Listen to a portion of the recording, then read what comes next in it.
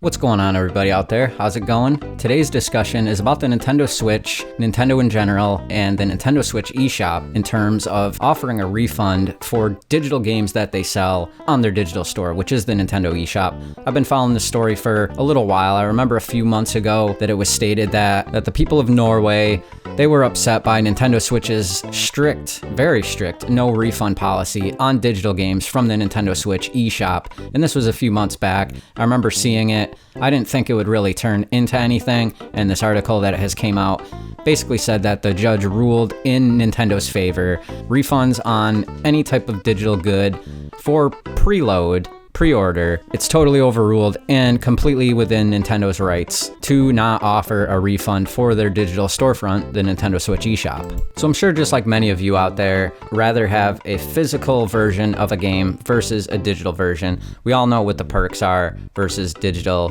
Just in that you're having a physical item to actually hold, you're actually getting something for your money, and it's not just digital. It just doesn't feel less like a waste of money, I guess, but that's not really part of the argument. Either way, a great game is a great game. I myself, I'm half and half with digital and physical games. I buy both. Certain games have come out on Nintendo Switch and they just don't have a physical version for whatever that game is, or maybe it comes later down the road.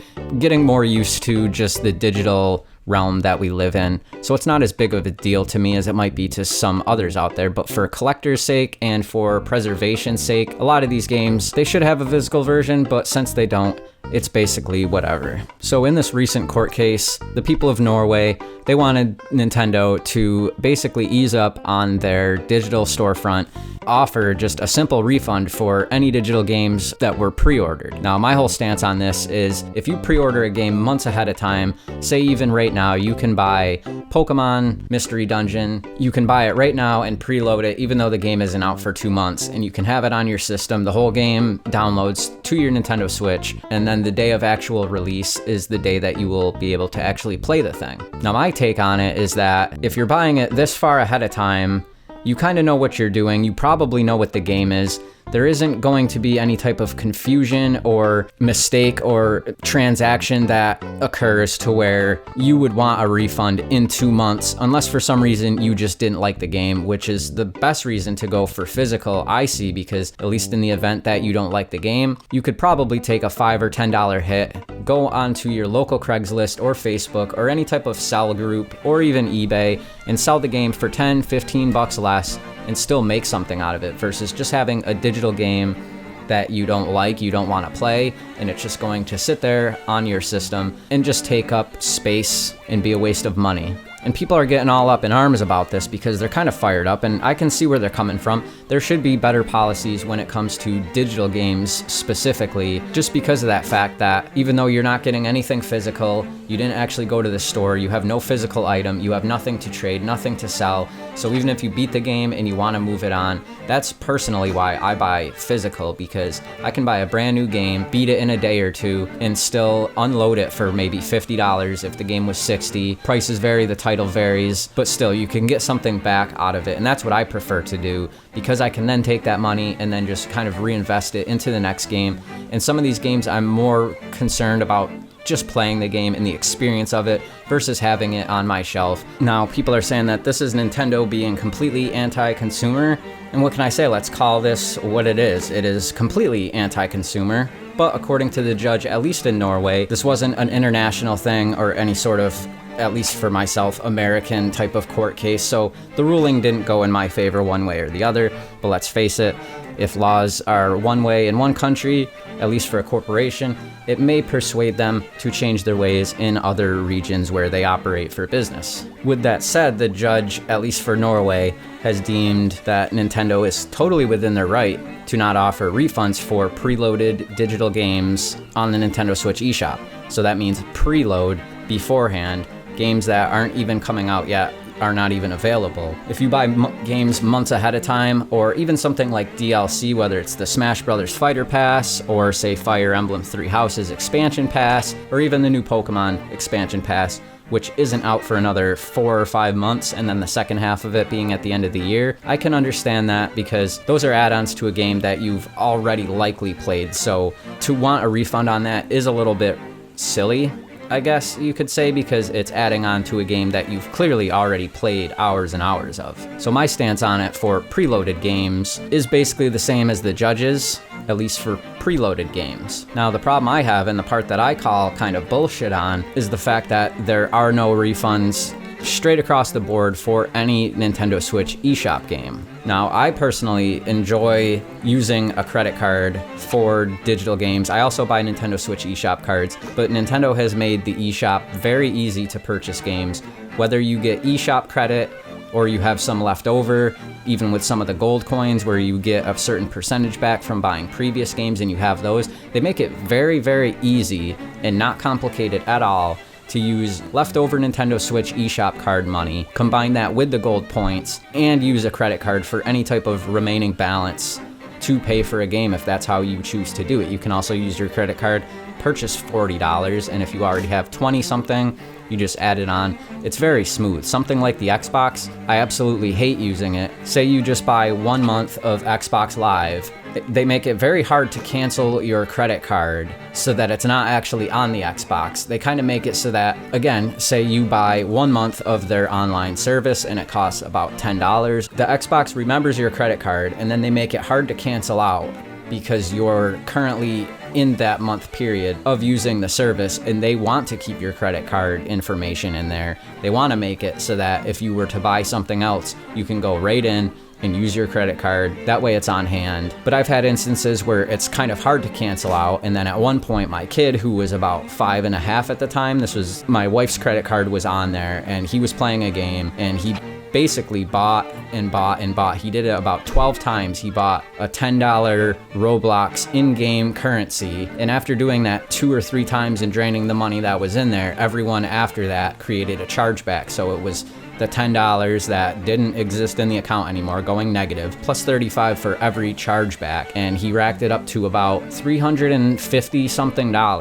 And that was just a complete nightmare to have to deal with, because he did it over a period of, I would say, an hour or two, and somehow we just didn't notice it. I noticed him trying to open up the menu to buy something again, and I was like, oh, wait a minute, what are you doing there? And he had done it. It was easy to go and look at the transaction history and see that he had kind of purchased over and over and over and over again, like I said, about 12 or 13 times, making my wife's account, again, negative 365 and some change. And basically, after calling Xbox, they said that there was nothing they could do. You need to call the bank. The bank completely understands these types of things, and it's nothing new with kids and your credit card information and them making unauthorized transactions. So we called the bank. They took away the initial first 7 transactions out of 13. They completely voided those. And then after that, they were only about to do 5 of the other transactions, which they voided. And then those 5, they said it might take up to about 3 days to restore. But anything after that, there was only a certain amount that they were willing to do. And that for the rest of the balance and for the couple other ones, we basically had paid for them and we were kind of shit out of luck. So when it comes to the Xbox and it holding onto your credit card information, it kind of defaults to that, whereas the Nintendo Switch eShop, they make it really easy to just click, do not remember my credit card for the future. It's almost to the point where if you don't click that, and then you want to go and buy something else, if you were the kind of person where it's a hassle to pull out your credit card and have to type in everything again, even though you just did it 2 minutes ago, then that's what's going to happen, because by default, it doesn't save your credit card information for the next time you have to tell the Nintendo Switch eShop that you want it to remember your credit or debit card for a future transaction. So the Xbox doesn't do that. So in a case of where my child had bought all these things on the Xbox, there was only so much that we could do.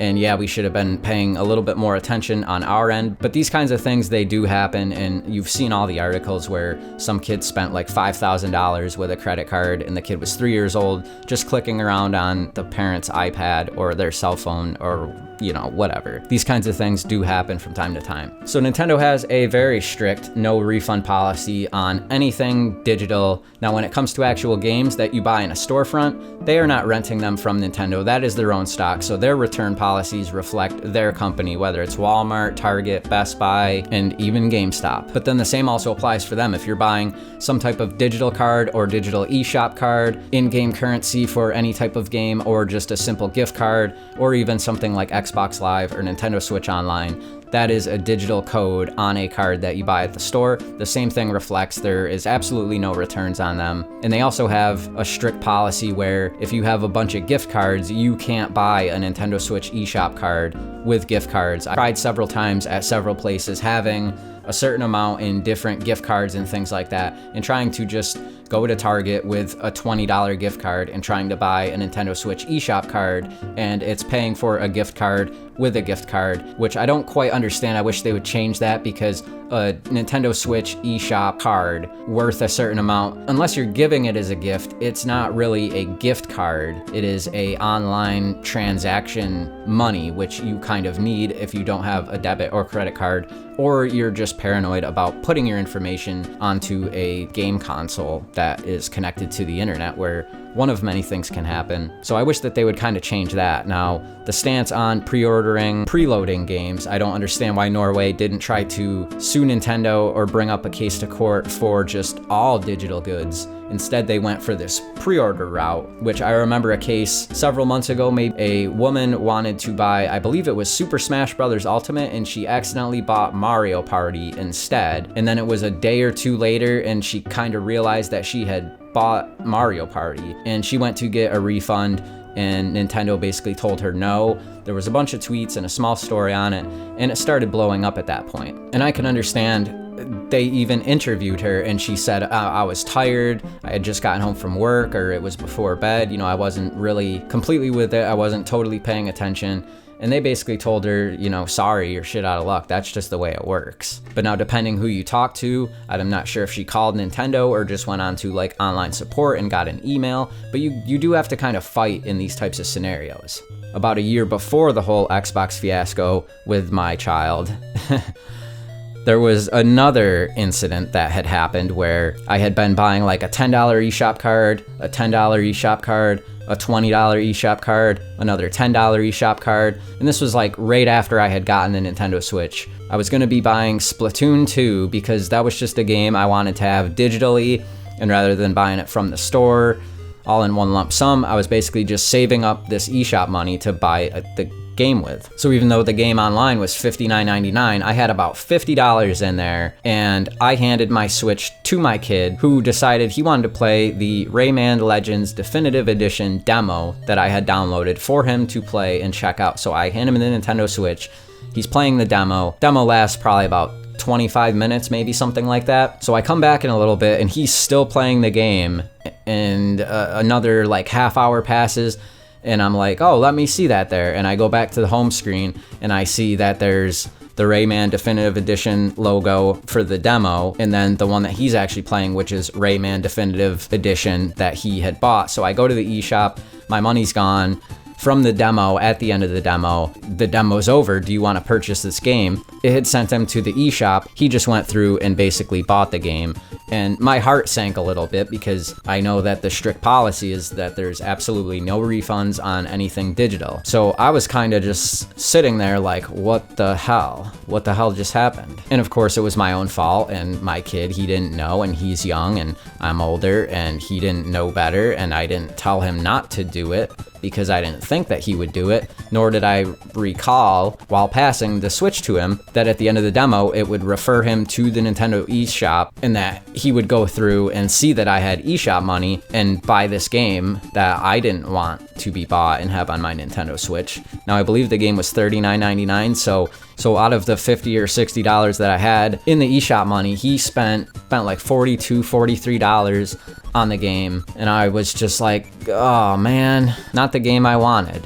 So mistakes happen. Reluctantly, I did call Nintendo, and I kind of had to argue with them. They said that basically I should have used the parental controls, which of course you have to go onto your phone and log into your account. There was just no straight setting for it. There is now, where you can go into the eShop, make it so that you have to have a password to open up the eShop. So I called Nintendo, and they made it sound kind of like I was the bad parent. And I told the guy the story. The guy was very nice. He said, we're gonna refund it to you, but this is a one-time thing. He basically said, we can't be having this happen all the time. Let let's try, let's try not to let our kid use the system without parental guidance, kind of insinuating that I wasn't paying attention, which I wasn't at the exact second that he bought the game. So that does fall onto me, and I took full responsibility of that. And even though the guy acted like he didn't want to do it, he still refunded it, even after he said, okay, you're all set. I was able to play the game for the next 20 minutes. And then afterwards it said, you do not own this game. You can't play this game. So I deleted it. It was all good. That was the end of it. So basically what I'm saying, and what I think anybody bringing a court case to Nintendo should go with, is not pre-ordered games, because if you pre-order a game that's not coming out for 3 months, you know what the game is. You already know what it is. And I know certain other stores have better return policies when it comes to these games, such as Steam, where you can play the game up to 2 hours and you can still get a refund. So if it's a game you don't like, you can at least try it out. And I'm sure they have a limit on that, so you can't just buy a game, play it for an hour and a half, call them up, cancel it, buy the next game, play it for an hour and a half, call them up, cancel it. There's going to be a limit to it. They're going to see your history and they're going to shut you down at some point. Now, I believe with PlayStation, if it's a pre-ordered game, as long as you don't actually open the software, the game could still release. You could still have access to play the game, and even though you bought it beforehand and it's downloaded on your system ready to go, as long as you didn't play it, they will refund you. I believe that's PlayStation. Nintendo Switch, they don't have anything like that in place, and I really think they should, at least in a situation where, like mine, or like that woman from a year and a half ago, where she just accidentally bought the wrong game. I don't see what the big deal would be on just switching the title, canceling the game that you didn't want, and then buying the new one, especially because they can tell if you've been playing this game or not. They can tell how long you've been playing it. They can see when you bought it. They know what the release date is, when the game actually came out, how long you've had access to it, etc., etc. So when I called Nintendo, they could see that the game had just been purchased maybe 12 minutes prior. It was about a 5 or 10 minute period by the time I actually picked up the phone. It was like, all right, I gotta call them. I'm gonna see what the deal is, see what they say. So I got lucky on that front. But I think Nintendo should offer a refund on all digital goods, maybe excluding pre-orders, because if you know what the game is and you know that you want it, again, I can understand that some of these games don't come out physically, or they don't seem to be coming out physically. And some of these games you can buy 3 or 4 months in advance, so I could understand somebody buying the digital version, and then maybe there's an announcement a month or two before the game comes out that there's, say, a limited edition, and now the person doesn't want the game digitally, they want the physical version because it comes with something, they like the way it looks, they want to put it on their shelf, it's a collector's edition, etc., etc., etc. So I do think Nintendo should offer a complete refund on any non-preloaded game,